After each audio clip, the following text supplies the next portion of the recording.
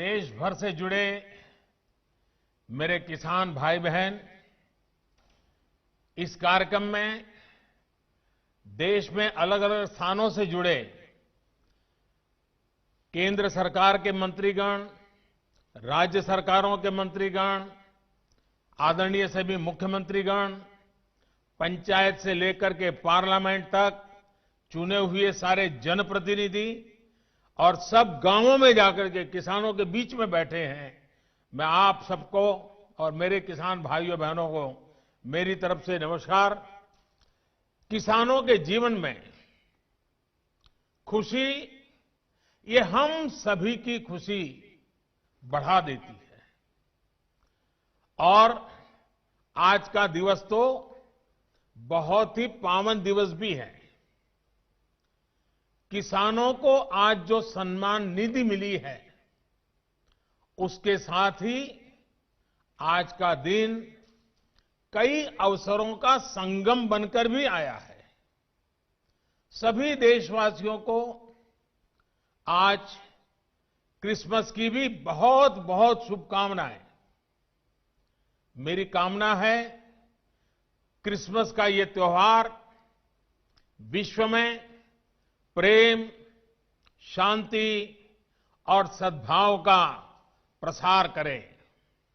साथियों, आज मोक्षदा एकादशी है, गीता जयंती है। आज ही भारत रत्न महामना मदन मोहन मालवीय जी की भी जयंती है। देश के महान कर्मयोगी, हमारे प्रेरणा पुरुष स्वर्गीय अटल बिहारी वाजपेयी जी की भी आज जन्म जयंती है। उनकी स्मृति में आज देश गुड गवर्नेंस डे भी मना रहा है। साथियों, अटल जी ने गीता के संदेशों के अनुरूप जीवन जीने का लगातार प्रयास किया। गीता में कहा गया है, स्वे स्वे कर्मणि अभिरतः संसिद्धिम लभते नरः। यानी जो अपने स्वाभाविक कर्मों को तत्परता से करता है, उसे सिद्धि मिलती है। अटल जी ने भी अपना पूरा जीवन राष्ट्र के प्रति अपने कर्म को पूरी निष्ठा से निभाने में समर्पित कर दिया। सुशासन को, गुड गवर्नेंस को अटल जी ने भारत के राजनीति और सामाजिक विमर्श का हिस्सा बनाया। गांव और गरीब के विकास को अटल जी ने सर्वोच्च प्राथमिकता दी। प्रधानमंत्री ग्राम सड़क योजना हो या फिर स्वर्णिम चतुर्भुज योजना हो, अंत्योदय अन्न योजना हो या फिर सर्व शिक्षा अभियान हो, राष्ट्र जीवन में सार्थक बदलाव लाने वाले अनेक कदम अटल जी ने उठाए। आज पूरा देश उनको स्मरण कर रहा है, अटल जी को नमन कर रहा है। आज जिन कृषि सुधारों को देश ने जमीन पर उतारा है, उनके सूत्रधार भी एक प्रकार से अटल बिहारी वाजपेयी भी थे। साथियों, अटल जी गरीबों के हित में, किसान के हित में बनने वाली सभी योजनाओं में होने वाले भ्रष्टाचार को राष्ट्रीय रोग मानते थे। आप सबको याद होगा, उन्होंने एक बार पहले की सरकारों पर कटाक्ष करते हुए एक पूर्व प्रधानमंत्री की बात याद दिलाई थी। और उनको याद दिलाते उन्होंने कहा था कि रुपया चलता है तो रुपया घिसता है, रुपया घिसता है तो हाथ में लगता है और धीरे से जेबों में चला जाता है।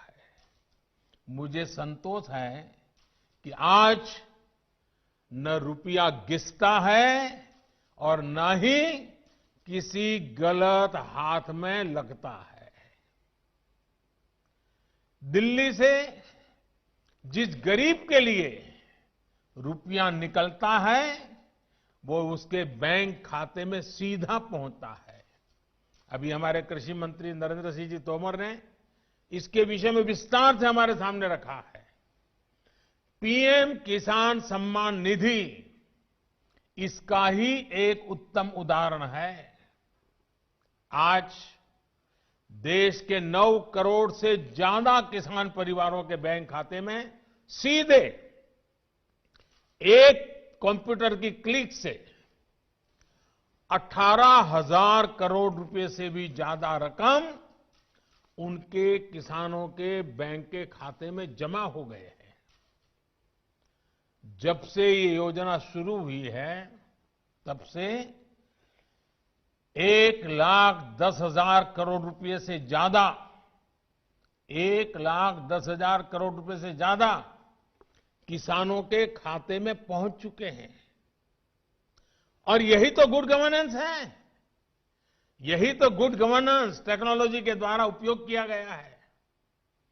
18,000 करोड़ से ज्यादा रुपए पल भर में, कुछ ही पल में सीधे किसानों के बैंक खातों में जमा हो गए हैं। कोई कमीशन नहीं, कोई कट नहीं, कोई हेराफेरी नहीं। टेक्नोलॉजी का इस्तेमाल करते हुए पीएम किसान सम्मान योजना में ये सुनिश्चित किया गया है कि लीकेज न हो। राज्य सरकारों के माध्यम से किसानों का ऑनलाइन रजिस्ट्रेशन होने के बाद उनके आधार नंबर और बैंक खातों का वेरिफिकेशन होने के बाद इस व्यवस्था का निर्माण हुआ है। लेकिन मुझे आज इस बात का अफसोस भी है कि पूरे हिंदुस्तान के किसानों को इस योजना का लाभ मिल रहा है। सभी विचारधारा की सरकारें इससे जुड़ी हैं, लेकिन एकमात्र पश्चिम बंगाल सरकार, वहां के 70 लाख से अधिक किसान, मेरे किसान भाई बहन बंगाल के, इस योजना के वो लाभ नहीं ले पा रहे हैं। उनको ये पैसे नहीं मिल पा रहे हैं क्योंकि बंगाल की सरकार अपने राजनीतिक कारणों से उनके राज्य के किसानों को भारत सरकार से पैसा जाने वाला है, राज्य सरकार को एक कौड़ी का खर्चा नहीं है, फिर भी वो पैसे उनको नहीं मिल रहे हैं। कई किसानों ने भारत सरकार को सीधी चिट्ठी लिखी हुई है, उसको भी वो मान्यता नहीं देते हैं। और आप कल्पना कर सकते हैं कितने लाखों किसानों ने लाभ लेने के लिए, योजना के लिए अर्जी की, ऑनलाइन आवेदन कर चुके हैं, लेकिन वहां की राज्य सरकार उसको भी अटका करके बैठ गई है। भाइयों बहनों, मैं हैरान हूं और ये बात मैं आज देशवासियों के सामने बड़े दर्द के साथ, बड़े पीड़ा के साथ कहना चाहता हूं। जो लोग 30-30 साल तक बंगाल में राज करते थे, एक ऐसी राजनीतिक विचारधारा को लेकर के बंगाल को कहां से कहां ला करके उन्होंने हालत करके रखी है, सारा देश जानता है। और ममता जी के 15 साल पुराने भाषण सुनोगे तो पता चलेगा कि इस राजनीतिक विचारधारा ने बंगाल को कितना बर्बाद कर दिया था। अब ये कैसे लोग हैं? बंगाल में उनकी पार्टी है, उनका संगठन है, 30 साल सरकार चलाई है, कितने लोग होंगे उनके पास? एक बार भी इन लोगों ने किसानों को ये 2,000 रुपया मिलने वाला कार्यक्रम है, बंगाल के अंदर कोई आंदोलन नहीं चलाया। अगर आल के दिल में किसानों के लिए इतना प्यार था, बंगाल में आपकी धरती है, तो आपने बंगाल में किसानों को न्याय दिलाने के लिए प्रधानमंत्री किसान सम्मान योजना के पैसे किसानों को मिले, इसके लिए क्यों आंदोलन नहीं किए? क्यों आपने कभी आवाज नहीं उठाई? और आप वहां से उठ करके पंजाब पहुंच गए। तब सवाल उठता है। और पश्चिम बंगाल की सरकार भी देखिए, अपने राज्य में इतना बड़ा किसानों को लाभ, 70 लाख किसानों को इतना धन मिले, हजारों करोड़ रुपया मिले, वो देने में उनको राजनीति आड़े आती है। लेकिन वही पंजाब जाकर के जो लोग के साथ वो बंगाल में लड़ाई लड़ते हैं, यहां आकर के उनसे गुपचुप करते हैं। क्या देश की जनता इस खेल को नहीं जानती है? क्या देश की जनता को इस खेल का पता नहीं है? जो आज विपक्ष में हैं, उनकी इस पर जुबान क्यों बंद हो गई है? क्यों चुप है? साथियों, आज जिन राजनीतिक दलों के लोग अपने आप को इस राजनीतिक प्रवाह में, जब देश की जनता ने उन्होंने नकार दिया है, तो कुछ न कुछ ऐसे इवेंट कर रहे हैं, इवेंट मैनेजमेंट हो रहा है, ताकि कोई सेल्फी ले ले, कोई फोटो छप जाए, कहीं टीवी पर दिखाई दे और उनकी राजनीति चलती जाए। अब देश ने उन लोगों को भी देख लिया है। ये देश के सामने एक्सपोज हो गए हैं। स्वार्थ की राजनीति का एक मुद्दा, भद्दा उदाहरण हम बहुत बारीकी से देख रहे हैं। जो दल पश्चिम बंगाल में किसानों के हित पर कुछ नहीं बोलते, वो यहां दिल्ली के नागरिकों को परेशान करने पर लगे हुए हैं, देश की अर्थनीति को बर्बाद करने पर लगे हुए हैं, और वो भी किसान के नाम पर। इन दलों को आपने सुना होगा, मंडिया मंडिया बोल रहे हैं, एपीएमसी की बात कर रहे हैं और बड़े बड़े हेडलाइन लेने के लिए भाषण कर रहे हैं। लेकिन ये दल, वही झंडे वाले, वही विचारधारा वाले जिन्होंने बंगाल को बर्बाद किया। केरल के अंदर उनकी सरकार है। इसके पहले जो 50 साल 60 साल तक देश पर राज करते थे, उनकी सरकार थी। केरल में एपीएमसी नहीं है, मंडियां नहीं है। मैं जरा इनको पूछता हूं, यहां फोटो निकालने के कार्यक्रम करते हैं, अरे केरल में आंदोलन करके वहां तो एपीएमसी चालू करवाओ। पंजाब के किसानों को गुमराह करने के लिए आपके पास समय है। केरल के अंदर यह व्यवस्था नहीं है। अगर ये व्यवस्था अच्छी है तो केरल में क्यों नहीं है? क्यों आप दोगली नीति लेकर के चल रहे हो? ये किस तरह की राजनीति कर रहे हैं जिसमें कोई तर्क नहीं, कोई तथ्य नहीं है? सिर्फ झूठे आरोप लगाओ, सिर्फ अफवाहें फैलाओ, हमारे किसानों को डरा दो, और भले भोले किसान कभी कभी आपकी बातों में गुमराह हो जाते हैं। भाइयों बहनों, ये लोग लोकतंत्र के किसी पैमाने को, किसी पैरामीटर को मानने को तैयार नहीं है। इन्हें सिर्फ अपना लाभ, अपना स्वार्थ नजर आ रहा है। और मैं जितनी बातें बता रहा हूं किसानों के लिए नहीं बोल रहा हूं। किसानों के नाम पर अपने झंडे लेकर के जो खेल खेल रहे हैं, अब उनको ये सच सुनना पड़ेगा। और हर बात को किसानों को गाली दी, किसानों को अपमानित किया, ऐसे कर करके बच नहीं सकते हो आप लोग। ये लोग अखबारों और मीडिया में जगह बनाकर राजनीतिक मैदान में खुद के जिंदा रहने की जड़ी बूटी खोज रहे हैं। लेकिन देश का किसान उनको पहचान गया है। अब देश का किसान उनको ये जड़ी बूटी कभी देने वाला नहीं है। कोई भी राजनीति, लोकतंत्र में राजनीति करने का उनको हक है, हमें इसका विरोध नहीं है। लेकिन निर्दोष किसानों की जिंदगी के साथ न खेलें, उनके भविष्य के साथ खिलवाड़ न करें, उन्हें गुमराह न करें, भ्रमित न करें। साथियों, ये वही लोग हैं जो बरसों तक सत्ता में रहे। इनकी नीतियों की वजह से देश की कृषि और किसान का उतना विकास नहीं हो पाया जितना उसमें सामर्थ्य था। पहले की सरकारों की नीतियों की वजह से सबसे ज्यादा बर्बाद वो किसान हुआ जिसके पास न तो ज्यादा जमीन थी न ज्यादा संसाधन। इस छोटे किसान को बैंकों से पैसा नहीं मिलता था क्योंकि उसके पास तो बैंक खाता तक नहीं था।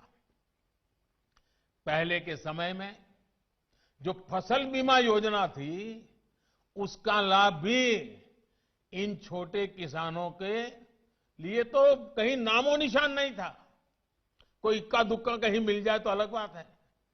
इस छोटे किसान को खेत सिंचने के लिए न पानी मिलता था न बिजली मिलती थी।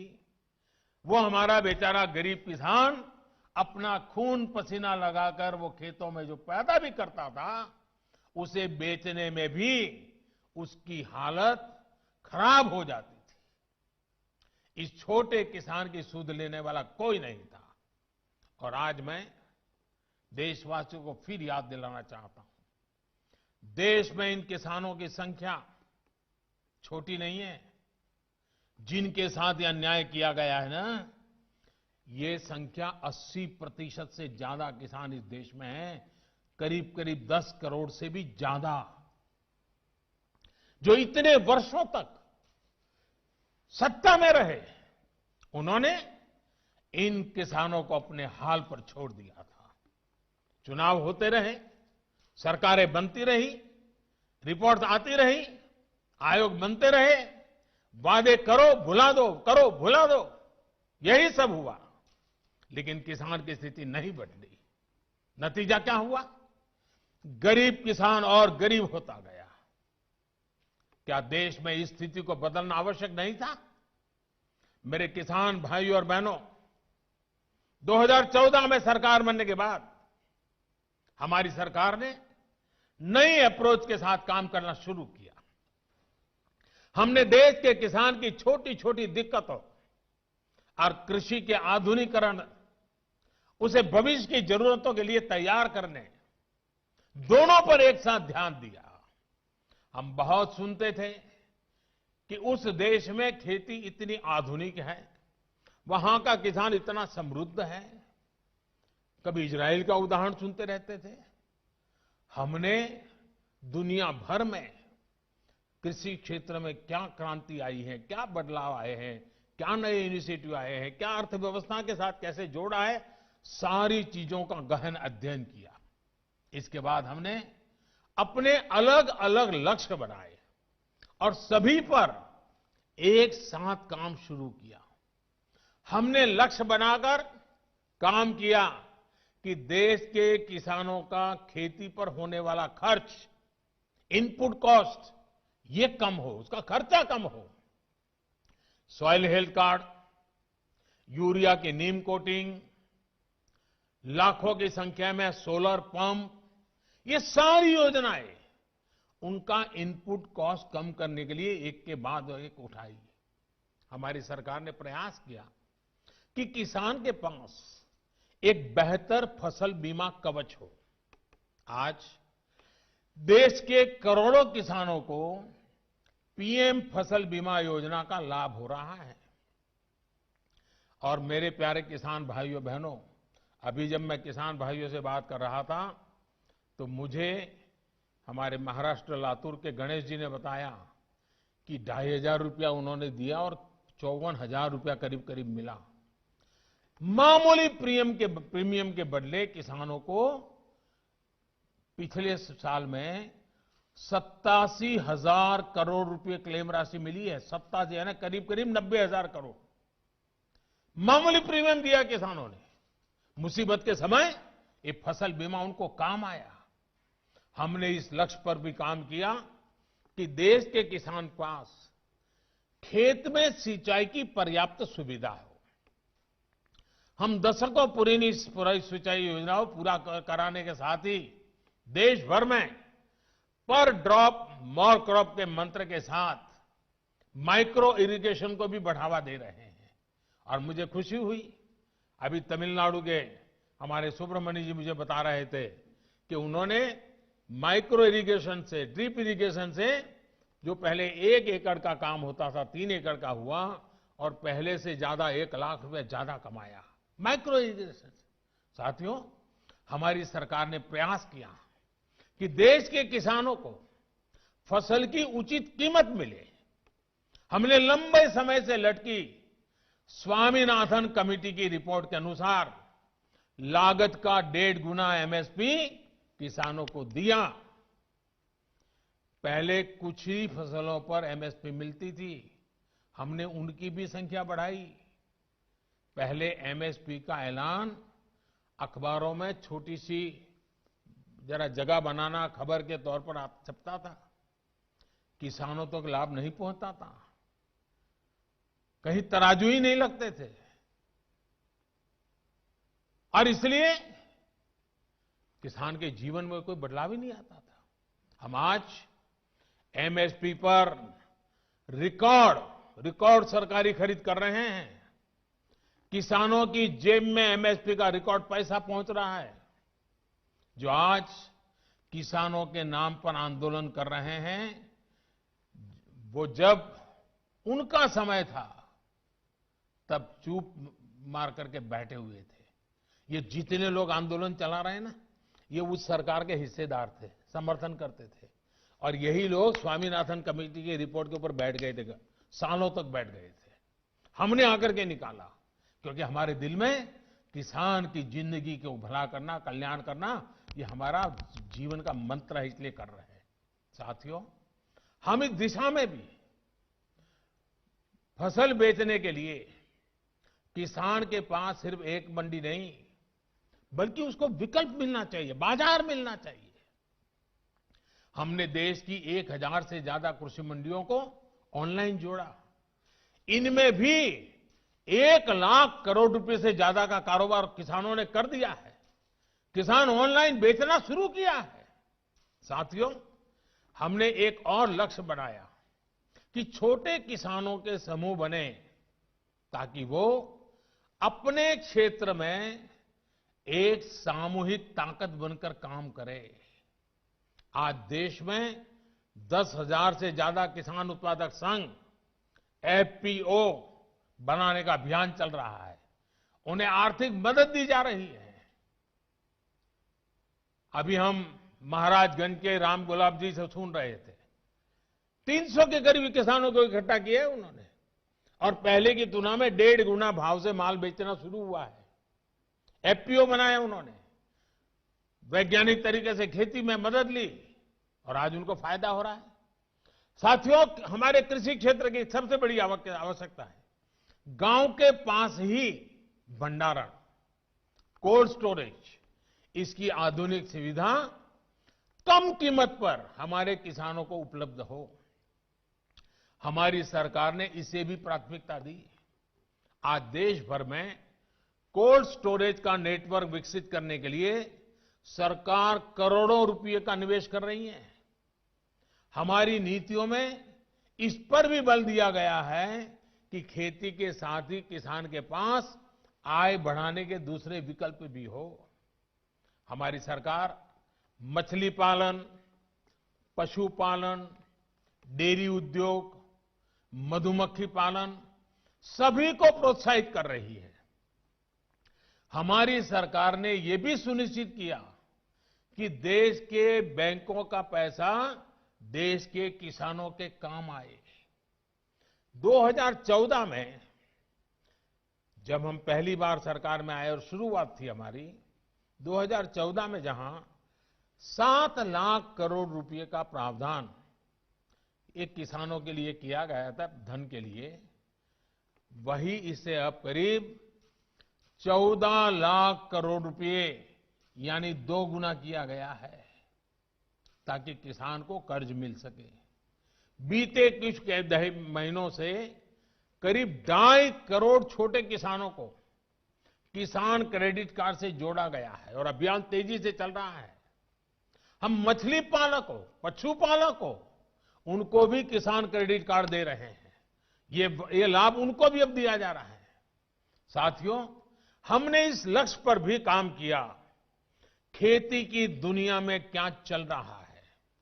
इसके लिए देश में आधुनिक कृषि संस्थान हो।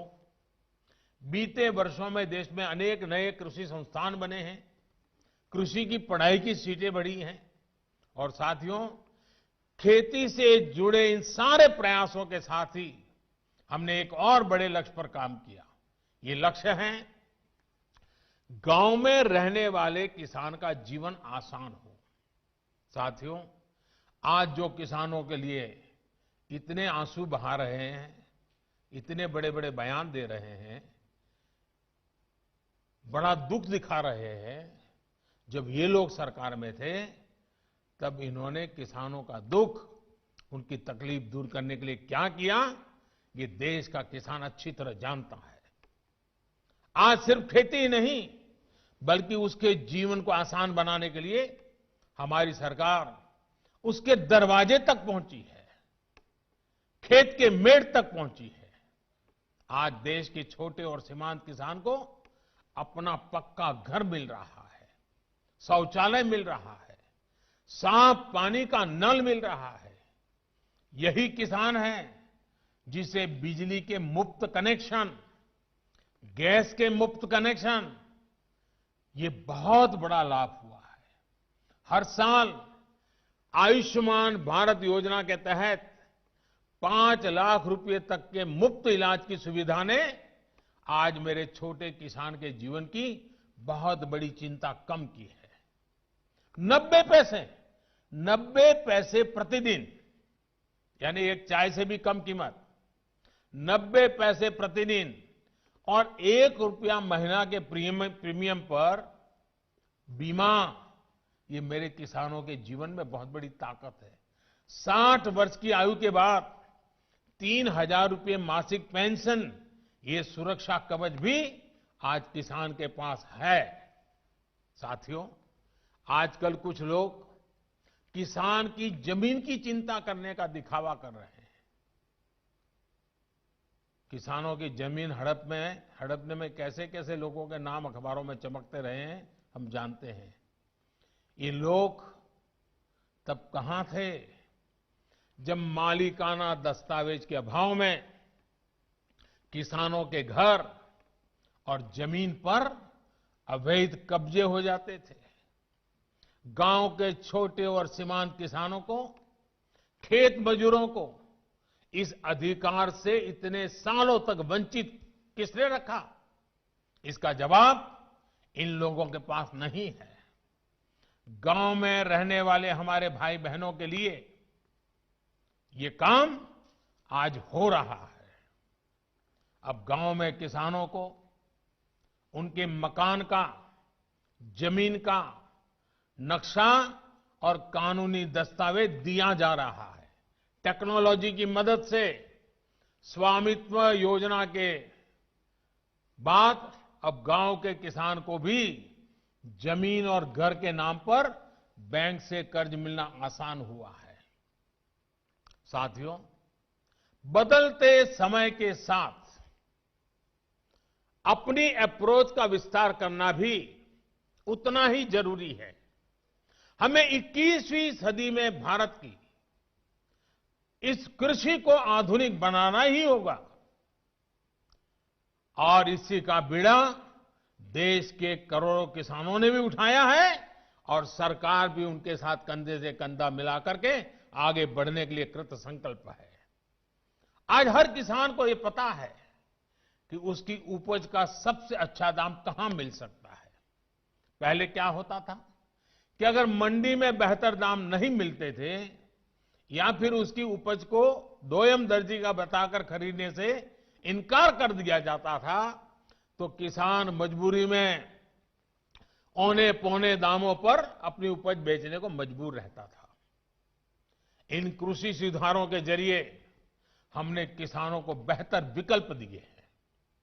इन कानूनों के बाद आप जहां चाहे, जिसे चाहे अपनी उपज बेच सकते हैं।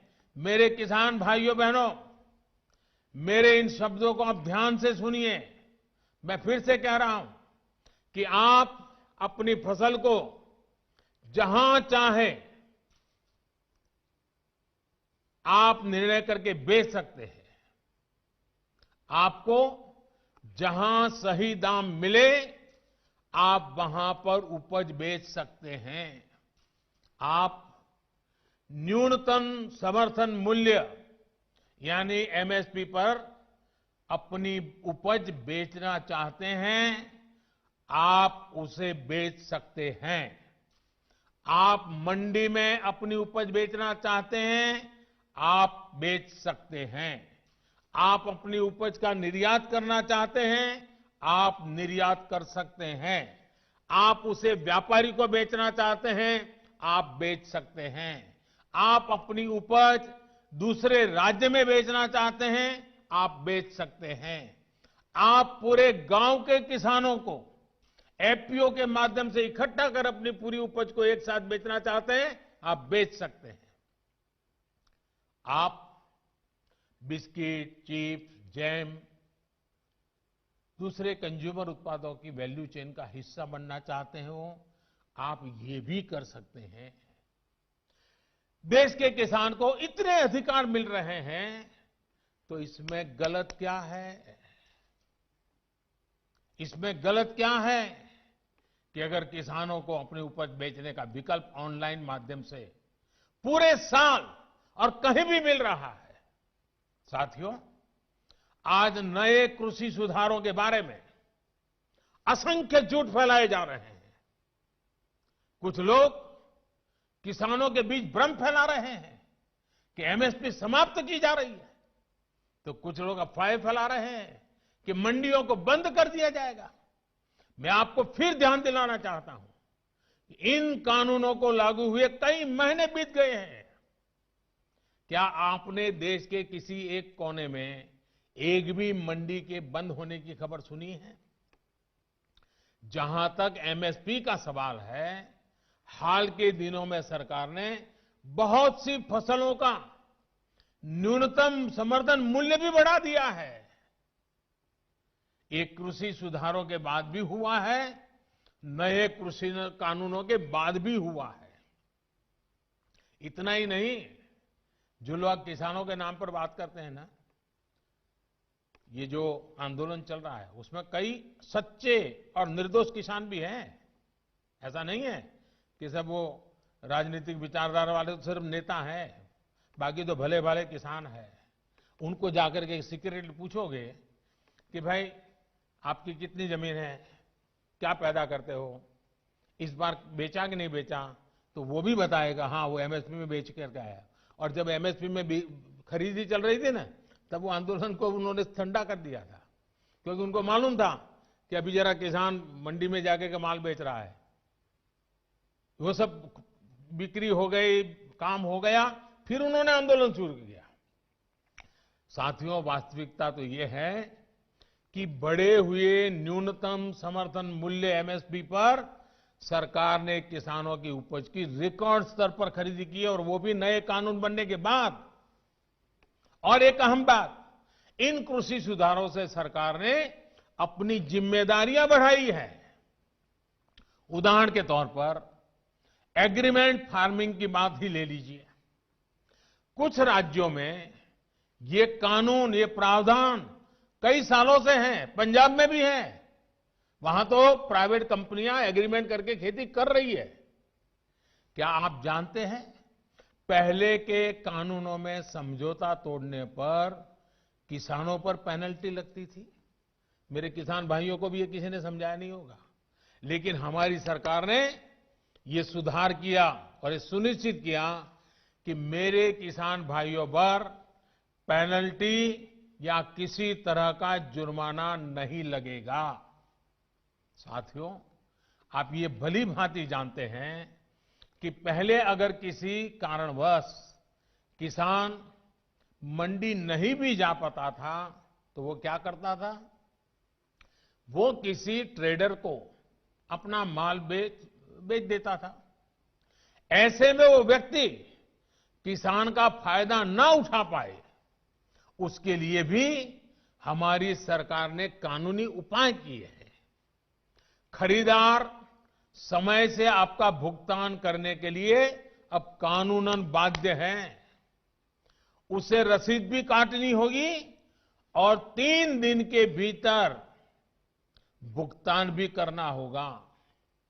नहीं तो ये कानून किसान को शक्ति देता है, ताकत देता है, वो अधिकारियों के पास जाकर कानूनी तंत्र का सहारा लेकर अपना पैसा प्राप्त कर सके।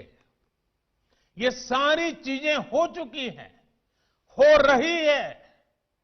खबरें आ रही हैं कि कैसे एक एक करके हमारे देश के किसान भाई इन कानूनों का फायदा उठा रहे हैं। सरकार किसान के साथ हर कदम पर खड़ी है।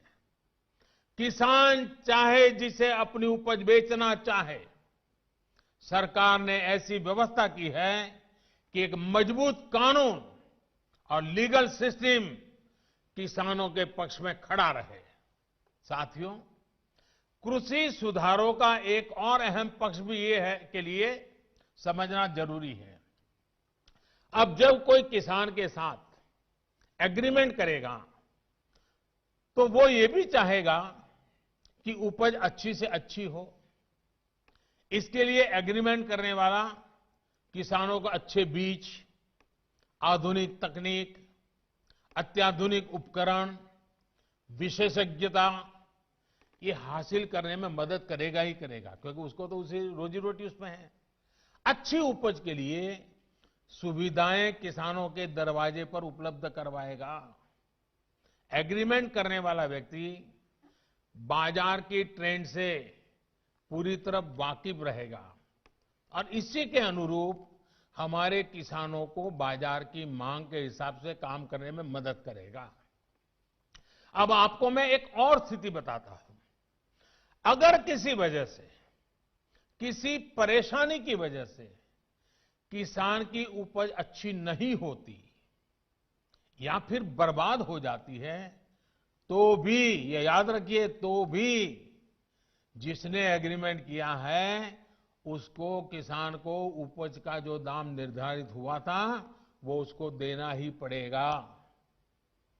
एग्रीमेंट करने वाला अपने एग्रीमेंट को अपनी मर्जी से खत्म नहीं कर सकता है। लेकिन दूसरी तरफ अगर किसान एग्रीमेंट को किसी भी वजह से खत्म करना चाहता है तो किसान कर सकता है, सामने वाला नहीं कर सकता है। क्या ये स्थिति किसानों के लिए फायदेमंद है कि नहीं है? सबसे ज्यादा एश्योरेंस किसान को है कि नहीं है? किसान को फायदा होने वाली गारंटी इसमें है कि नहीं है? एक और सवाल लोगों ने उछाल करके रखा हुआ, आपके मन में भी आता होगा। अगर किसी स्थिति में उपज अच्छी हुई, मार्केट बहुत शानदार हो गया, जो एग्रीमेंट में था उससे भी ज्यादा मुनाफा एग्रीमेंट वाले को मिल रहा है, अगर ऐसा होता है तो एग्रीमेंट का जितना पैसा है वो तो देना ही दे है, लेकिन अगर ज्यादा मुनाफा हुआ है तो उसमें से कुछ बोनस भी किसान को देना पड़ेगा। इससे बड़ा किसान की रक्षा कौन कर सकता है? ऐसी स्थिति होने में किसान एग्रीमेंट में तय किए गए मूल्य के अलावा, जैसा मैंने कहा, बोनस का भी वो हकदार होगा। पहले क्या होता था, याद है ना? सारा रिस्क किसान का होता था और रिटर्न किसी और का होता था। अब नए कृषि कानूनों और सुधार के बाद स्थिति पूरी तरह किसानों के पक्ष में हो गई है। अब सारा रिस्क एग्रीमेंट करने वाले व्यक्ति या कंपनी का होगा और रिटर्न किसान का होगा। साथियों, देश के कई भागों में एग्रीमेंट फार्मिंग को पहले भी परखा गया है, उसे कसौटी पर कसा गया है। क्या आपको पता है कि दुनिया में आज सबसे ज्यादा दुग्ध उत्पादन, मिल्क प्रोडक्शन करने वाला देश कौन सा है? ये देश कोई और नहीं, हमारा हिंदुस्तान है। हमारे पशुपालक, हमारे किसान की मेहनत है। आज डेयरी सेक्टर में बहुत सी सहकारी और निजी कंपनियां किसानों से, दुग्ध उत्पादकों से दूध खरीदती हैं और उसे बाजार में बेचती हैं। ये मॉडल कितने वर्षों से चला रहा है। क्या आपने कभी सुना कि किसी एक कंपनी या सहकारी संस्था ने बाजार पर अपना कब्जा जमा लिया, अपना एकाधिकार कर लिया? क्या आप उन किसानों और उन दुग्ध उत्पादकों की सफलता से परिचित नहीं हैं, जिन्हें डेयरी सेक्टर के इस काम से लाभ हुआ है? एक और सेक्टर है, यहां पर हमारा देश बहुत आगे है, वो है पोल्ट्री यानी मुर्गी पालन। आज भारत में सबसे ज्यादा अंडों का उत्पादन होता है।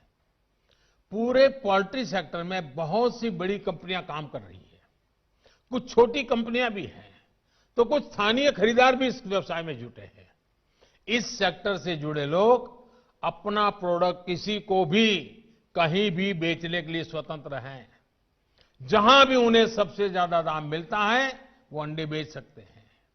हम चाहते हैं कि हमारे किसानों को, कृषि सेक्टर को इसी तरह का विकास करने का अवसर मिले जैसा पोल्ट्री और डेयरी सेक्टर को मिला है। हमारे किसानों की सेवा में जब बहुत सी कंपनियां व्यवसाय के कई तरह के प्रतिस्पर्धी रहेंगे तो उन्हें अपनी उपज का ज्यादा दाम भी मिलेगा और बाजार तक उनकी बेहतर पहुंच भी संभव होगी। साथियों, नए कृषि सुधारों के जरिए भारतीय कृषि में नई टेक्नोलॉजी को भी प्रवेश मिलेगा। आधुनिक तकनीक के जरिए हमारे किसान अपनी उपज को बढ़ा सकेंगे, अपनी उपज को विविधता दे सकेंगे, अपनी उपज की बेहतर ढंग से पैकेजिंग कर सकेंगे, अपनी उपज में वैल्यू एडिशन कर सकेंगे। एक बार ऐसा हो गया तो हमारे किसानों की उपज की पूरी दुनिया में मांग होगी और ये मांग और लगातार बढ़ेगी। हमारे किसान सिर्फ उत्पादक नहीं बल्कि खुद निर्यातक बन सकेंगे। दुनिया में कोई भी अगर कृषि उत्पादों के जरिए बाजार में अपनी धाक जमाना चाहेगा तो उसे भारत आना पड़ेगा। अगर दुनिया में कहीं भी क्वालिटी और क्वांटिटी दोनों की जरूरत होगी तो उन्होंने भारत के किसानों के साथ साझेदारी करनी पड़ेगी। जब हमने दूसरे सेक्टर में इन्वेस्टमेंट और इनोवेशन बढ़ाया तो हमने आय बढ़ाने के साथ ही उस सेक्टर में ब्रांड इंडिया को भी स्थापित किया। अब समय आ गया है कि ब्रांड इंडिया दुनिया के कृषि बाजारों में भी खुद को उतनी ही प्रतिष्ठा के साथ स्थापित करे। साथियों, कुछ राजनीतिक दल जिन्हें देश की जनता ने लोकतांत्रिक तरीके से नकार दिया है, वो आज कुछ किसानों को गुमराह करके जो कुछ भी कर रहे हैं,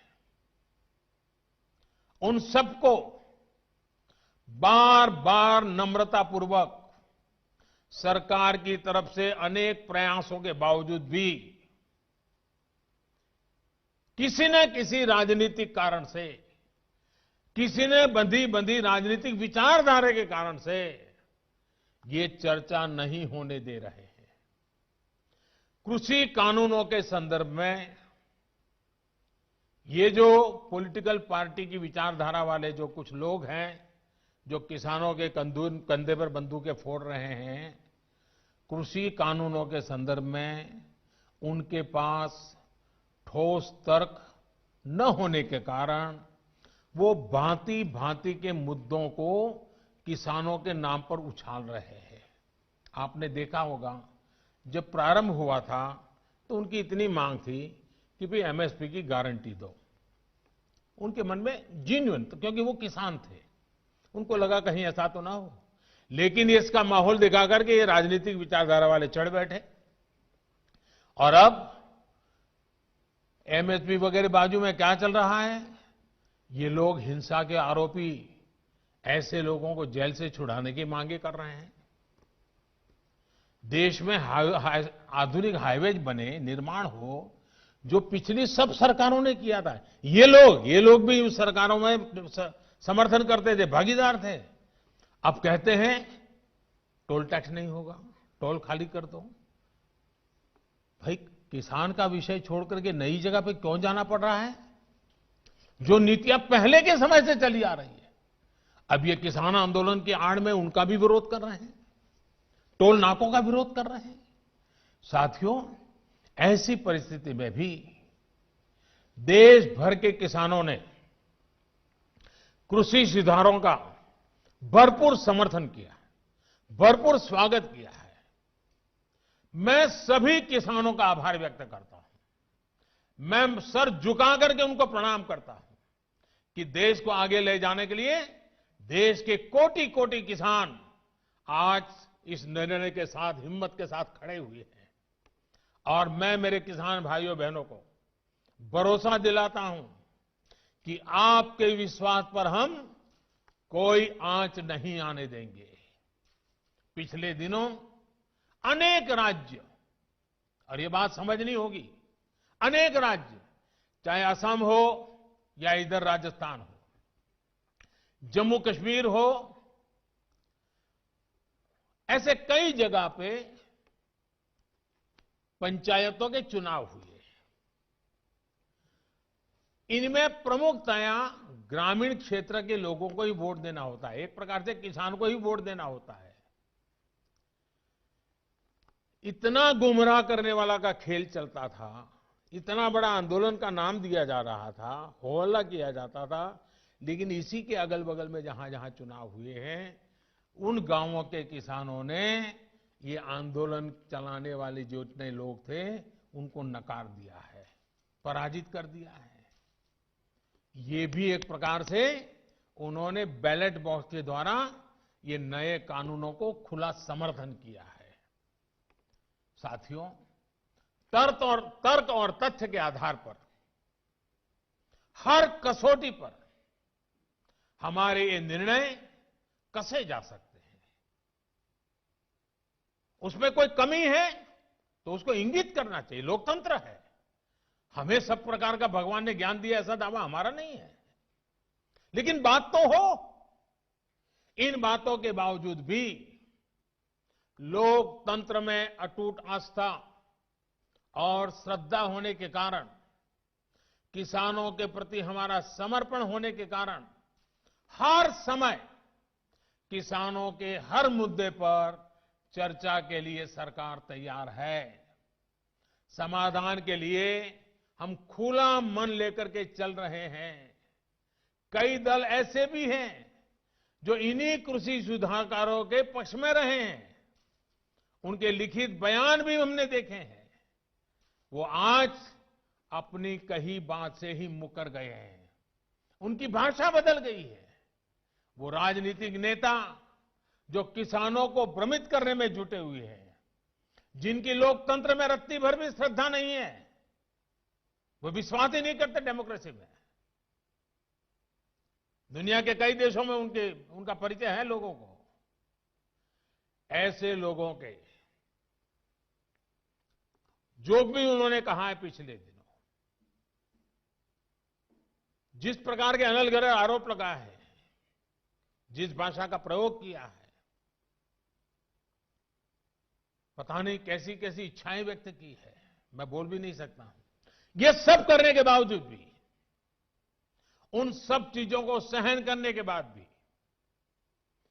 उसको पेट में उतार करके, मन ठंडा रख करके, उन सबको सहन करते हुए, मैं आज फिर एक बार नम्रता के साथ उन लोगों को भी जो हमारे घोर विरोध करने पर तुले हुए, उनको भी कहता हूं, मैं नम्रता के साथ कहता हूं, हमारी सरकार किसान हित में उनसे भी बात करने के लिए तैयार है, लेकिन बात मुद्दों पर होगी, तर्क और तथ्यों पर होगी। साथियों, हम देश के अन्नदाता को उन्नत करने के लिए हर संभव प्रयास कर रहे हैं। जब आपकी उन्नति होगी तो पूरे राष्ट्र की उन्नति तय है। सिर्फ आत्मनिर्भर किसान ही आत्मनिर्भर भारत की नींव डाल सकता है। मेरे देश के किसानों से आग्रह है, किसी के बहकावे में ना आए, किसी के झूठ को न स्वीकारे, तर्क और तथ्य के आधार बनाकर ही सोचे विचारे। और फिर एक बार देश भर के किसानों ने खुल करके जो समर्थन दिया है, ये मेरे लिए अत्यंत संतोष और गर्व का विषय है। मैं आपका बहुत आभारी हूं। एक बार फिर से करोड़ों किसान परिवारों को पीएम किसान सम्मान निधि के लिए मैं आपको बहुत बहुत बधाई देता हूं और मैं आपसे लगातार प्रार्थना करता हूं, आपके लिए भी प्रार्थना करता हूं, आप स्वस्थ रहें, आपका परिवार स्वस्थ रहे। इसी कामना के साथ आप सभी का बहुत बहुत आभार, धन्यवाद।